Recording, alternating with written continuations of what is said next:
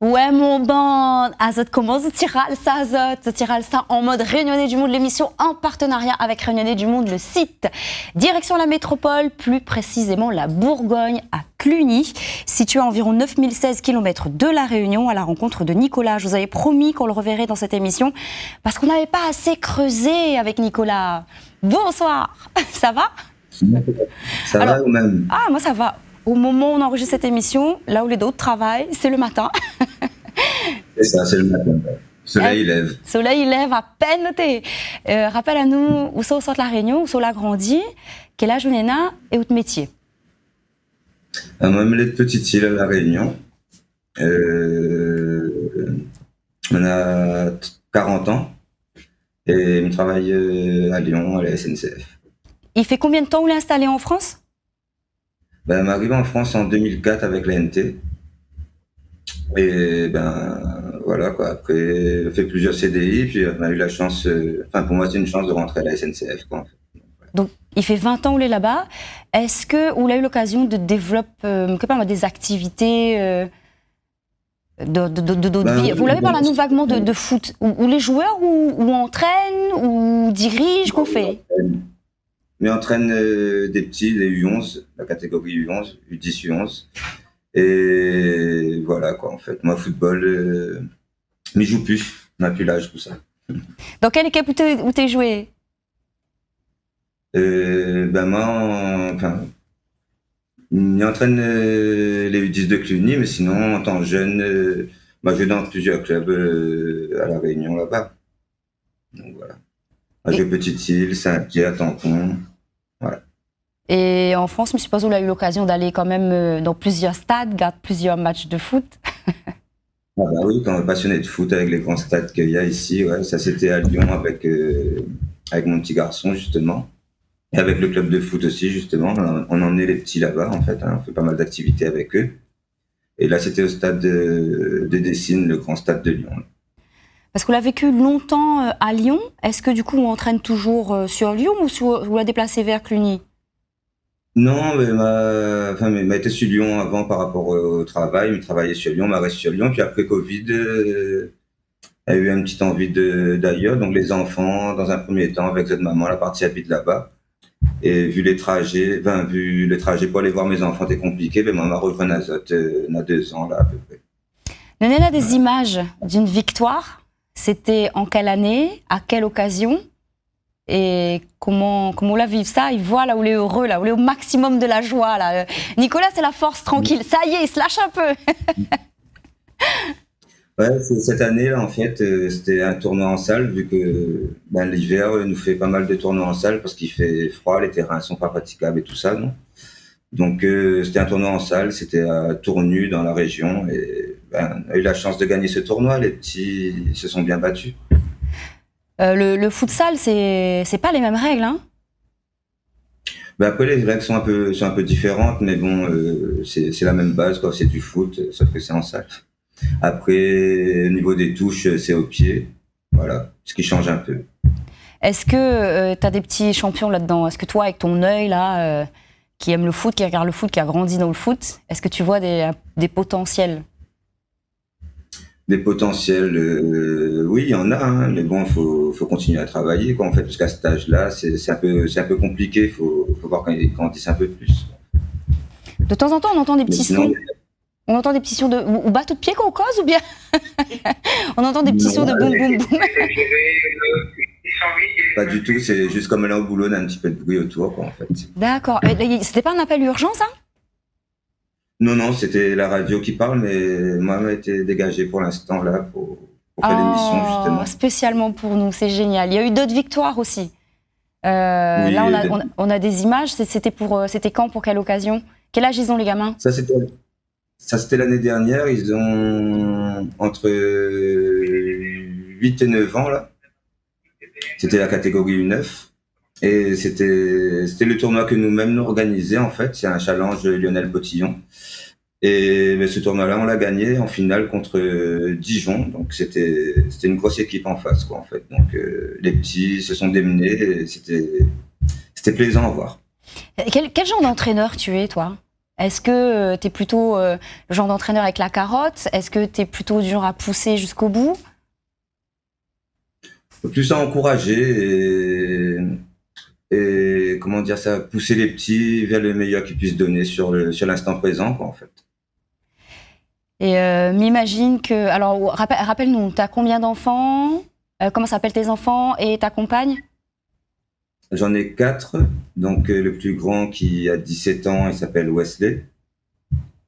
J'ai ma fille qui aura 15 ans cette année, qui s'appelle Diana. Après, j'ai Jaina qui aura 11 ans cette année, et Kerian qui aura 10 ans cette année.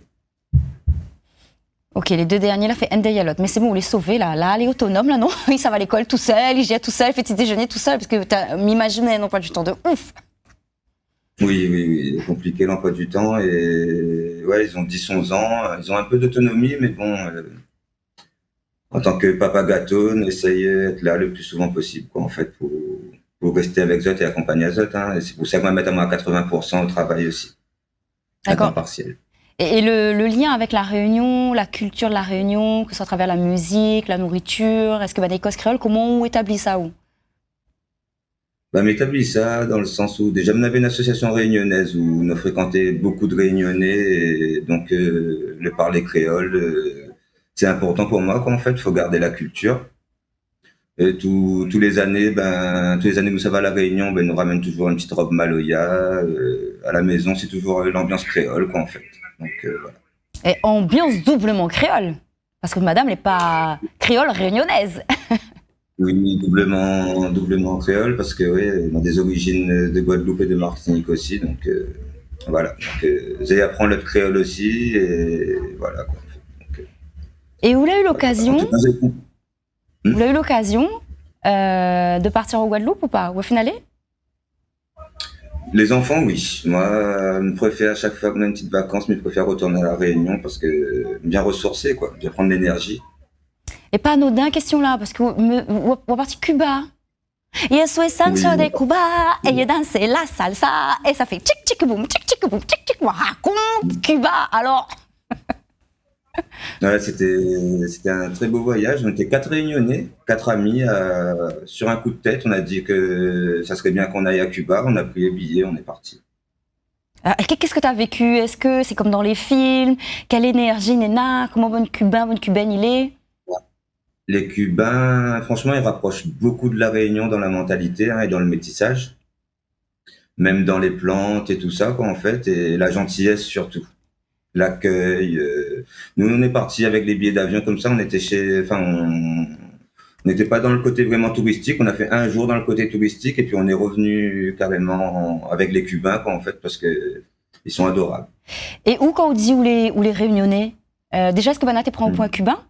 Et quand on dit où les créoles, où sont de la Réunion, est-ce que Banat connaît où ça il est, ça? Après, franchement, au niveau de la culture, ils sont très cultivés. Donc, il faut savoir que les études là-bas, c'est gratuit à vie, quoi, en fait. Donc, même à 30 ans, ils peuvent retourner aux études. Et oui, ils connaissent la Réunion. Et par contre, ils connaissent par rapport à la géographie, hein, mais ils connaissent pas l'histoire de notre île et tout ça, quoi, en fait. C'est un peuple qui n'a pas accès à toutes les informations non plus, je pense. Hein, donc, voilà. Mais sinon, oui, j'ai été pris pour un Cubain là-bas parce qu'on se ressemble beaucoup. Dû au métissage, quoi, en fait. Donc, c'est quand ils m'entendaient parler, ils savaient que j'étais pas cubain. Ah, c'est ça, justement, écoute, tu as fait une super transition. Ça demande à où quand tu parlais, tu t'exprimais en espagnol, en anglais? On essayait de parler espagnol, je dis bien essayer, parce que c'est pas facile. Hein. Ils parlent vite. Mais sinon, ils comprenaient quand même le français là-bas aussi. Donc, comme je disais, au niveau des études, ils sont très cultivés. Et il faut savoir que Cuba, dans son histoire aussi, il y a beaucoup de Français qui sont partis là-bas aussi, quoi. Qu'est-ce que tu as préféré, toi? Qu'est-ce qui t'a marqué? Moi, c'est les paysages et vraiment le côté convivial des Cubains, en fait, on va dire. Parce que quand on passe là-bas dans les rues, c'est tout le temps la fête, c'est la bonne humeur, les gamins qui jouent au foot dans les rues et le peu de voitures qu'il y a, en fait, il n'y a pas beaucoup de voitures aussi là-bas. C'est vraiment très agréable, quoi, en fait. C'est un peu la vie, la Réunion longtemps. Oui, il y a quand même pas mal de voitures de collection et puis il y a des endroits où on peut se recueillir. Mais je ne connais pas si il y a une photo, mais je ne sais pas si c'est une cabane au bord de l'eau, s'il y a une signification particulière. Est-ce que c'est un endroit où on y assiste à la il cause, il palabre? C'est quoi ça, hein? C'est un affaire, il fait sec. Dans la culture du tabac, ça en fait. Voilà. C'est le tabac qui est en train de sécher. Parce qu'à Cuba, ils sont connus pour leurs cigares aussi, quoi, en fait. Donc, on nous a emmenés là-bas à cheval. Hein, on a fait 2 heures de cheval pour arriver jusqu'à là-bas. Donc, ouais, ils nous ont montré comment ils fabriquaient leur tabac et tout. Ils nous ont expliqué un peu l'histoire de Cuba avec le tabac, quoi, en fait. Et en termes de nourriture, est-ce qu'il y a quelque chose qui t'a marqué? Ben, la nourriture se rapproche beaucoup de ce que nous on fait, en fait. C'est toujours le riz, un peu cuit différemment, en fait, on va dire, et puis l'accompagnement, quoi, en fait. Donc, c'est haricots rouges plutôt là-bas. Et après de la viande, quoi. Et puis les légumes, pareil. Franchement, ça ressemble beaucoup à la Réunion. À la Réunion, sauf que là-bas, on danse pas maloya, on danse sale, ça raconte. Est-ce que vous l'avez vu tout le monde danser? Est-ce que vous avez eu l'occasion de prendre des cours? Ben, comme je disais, la salsa, en fait, c'est plus le côté touristique. Ils parlent de Cuba avec la salsa, hein. Donc oui, on est parti dans des trucs de salsa, mais là-bas, c'est plus... ils ont un peu plus la petite musique à eux aussi, traditionnelle, un peu comme nous, quoi, en fait. Donc il faut savoir qu'à Cuba, on a plusieurs types de population, quoi, en gros. Et voilà, la salsa, c'est plus le côté touristique, mais après, ils ont la musique qui ressemble un peu au maloya ou au polka aussi pour les Cubains noirs, quoi, en fait. Et puis après, on a une espèce de musique, enfin, comment ça s'appelle encore ça? Un peu de reggaeton, ça ressemble un peu au reggaeton, c'est un peu la musique qu'ils écoutent beaucoup là-bas aussi. Vous allez changer ou la chanter ou la langue maloya pour Bana ou pas? Ah, moi, t'es dur, là. À cause, c'est compliqué. Un peu timide, ouais, donc voilà. Mais après, on a échangé, oui, on a joué un peu des instruments, les instruments cubains qui ressemblent beaucoup aux instruments de la Réunion aussi, hein, en fait. Hein. Sauf que ça s'appelle pas pareil, et puis ils sont un peu plus différents, quoi, en gros. Mais ça donne à peu près le même type de son. Et c'est combien d'heures d'avion pour arriver jusque là-bas? Et tu te souviens du décalage horaire aussi? Oui, le décalage horaire, c'était 7 heures de décalage horaire, il me semble. Parce qu'il y a des moments c'est 6 heures, il y a des moments c'est 7 heures. Et sinon, en vol même, c'était 6 heures de vol, je crois. Oh, ça va. Mais de Paris, hein, on part de Paris, là. Ah bah, mais le truc, c'est qu'on part de Paris à midi, par exemple, on arrive là-bas, il est 14 heures. C'est ça qui fait mal. Comment t'as géré le jet lag? On était fatigués déjà, hein, avec le trajet, vu que le trajet en lui-même est pas long, mais le décalage horaire est vraiment perturbant. Encore plus au retour, quoi, en fait. Ah oui. Au retour, c'est comme si on était un jour dans l'avion, quoi. Ma fille, ben oui. Mais en tout cas, t'es valable, on avait l'air d'être valable. Merci beaucoup. Ah oui, super. Au thé, le temps la file aussi vite qu'un TGV. Ah ben c'est ça. Ça y est, nous sommes arrivés à destination. Merci beaucoup, Nico. Merci d'avoir accordé à nous du temps sur tout tes autres travail. Il fait à nous plaisir. Nous souhaitons une belle continuation. On a un petit message? Un petit message, bonjour, tu sais que l'a reconnu à moi, et bonjour à tous les autres aussi, hein, comme il dit. Merci encore. C'est la force tranquille. C'est la force tranquille, Nico. Merci. Belle journée à toi. Belle journée. Ciao. Je vais parler un peu espagnol parce que je crois que c'est la fin de l'émission. Je vous dis à bientôt parce que nous sortons de Cuba. Ciao.